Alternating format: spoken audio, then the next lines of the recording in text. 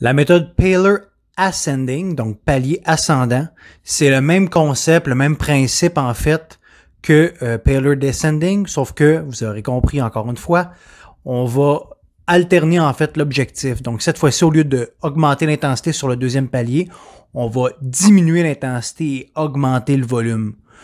Le principe reste le même. Donc, on fait notre bon Progressive Overload pour trouver la bonne charge.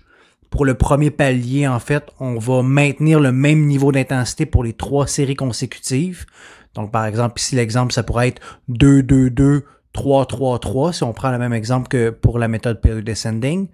Donc, je commence avec une charge, par exemple, qui équivaut à 95% de mon 2RM normal.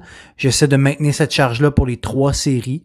Ensuite, je vais diminuer l'intensité de 3 à 5% et je vais effectuer le même procédé sur les 3 séries de 3 répétitions que je vais avoir enchaînées pour terminer la méthode.